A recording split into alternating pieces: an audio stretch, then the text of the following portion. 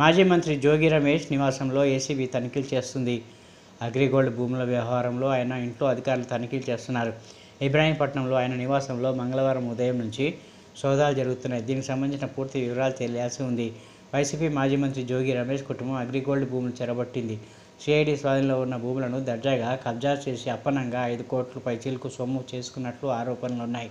చంద్రబాబు దమన నీతి నశించాలి. చంద్రబాబు దమన నీతి down down red book రాజ్యాంగం జోగి రాజ్యం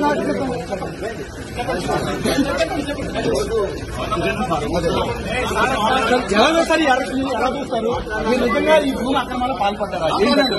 కోలుకున్నట్టే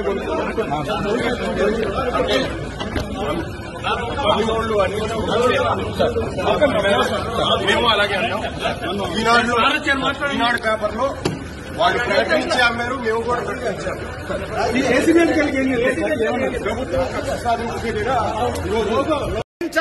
రెడ్ బుక్ రాజ్యాంగం ఇదే మీ రాజ్యం, ఇదే మీ రాజ్యం, ఇదే మీ రాజ్యం, ఇదే మీ రాజ్యం, ఇదే మీ రాజ్యం.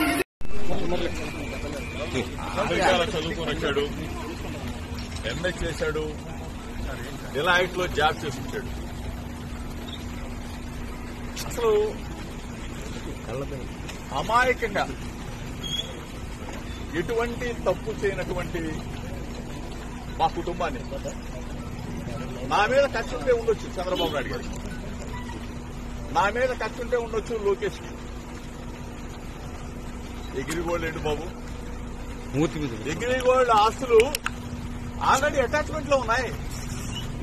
మొట్టమొదటిసారిగా నేను మీడియా ముందు మాట్లాడుతా ఉన్నా. మొట్టమొదటిసారిగా ప్రభుత్వం అధికారంలోకి వచ్చిన తర్వాత మొట్టమొదటిసారిగా మీడియా ముందు ప్రభుత్వం ఏదైనా మంచి చేస్తే మంచి చెప్దామని చెప్పి అనుకున్నాం. కానీ ఈరోజు ఎగ్రిగోల్డ్ భూములేంటి? ఆల్రెడీ అటాచ్మెంట్ లో ఉన్న భూముల్ని ఎవరన్నా కొంటారా? అటాచ్మెంట్ లో ఉన్న భూములు అది కూడా 2,300 గజాల భూమి.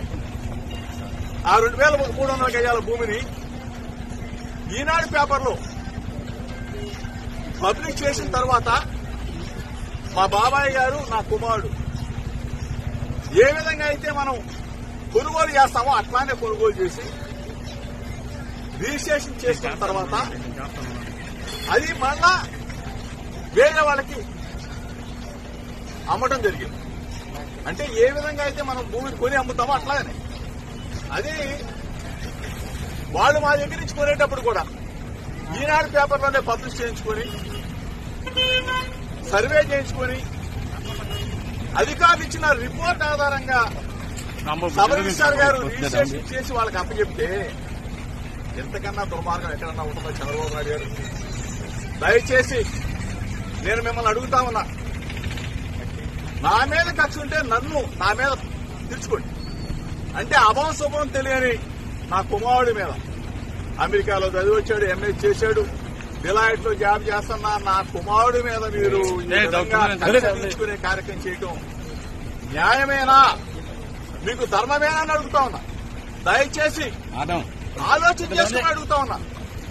ప్రభుత్వాలు వస్తా ఉంటాయి, పోతా ఉంటాయి. మీరు అధికారంలో ఉన్నారు. దయచేసి ఒకసారి ఆలోచన చేసుకోండి. మేము అధికారంలో ఉన్నప్పుడు మీ మీద దాడికి రాలా. దయచేసి మీరు ఆ మైండ్ లో గానీ ఆ ఆలోచన గానీ ఉంటే తీసేసుకోండి.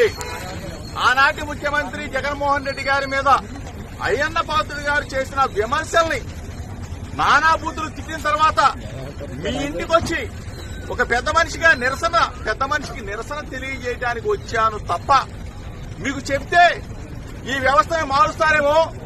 40 సంవత్సరాల చరిత్ర ఉన్న రాజకీయ అనుభవం ఉన్న చంద్రబాబు నాయుడు గారు ఒక మంచి చేస్తారేమో, ఒక మంచి ఉద్దేశంతో రాజకీయాలను తీసుకొస్తారేమో అని చెప్పేసి మేము ఆలోచన చేశాం. కానీ దయచేసి ఇటువంటి మార్గాలకి ఒడి కట్టవద్దు చంద్రబాబు నాయుడు గారు. ఇప్పుడు రాజకీయంగా మా మీద కక్ష తీసుకోవచ్చు, రెడ్ బుక్ రాజ్యాంగాన్ని మీరు తీసుకురావచ్చు, మీరు అమలు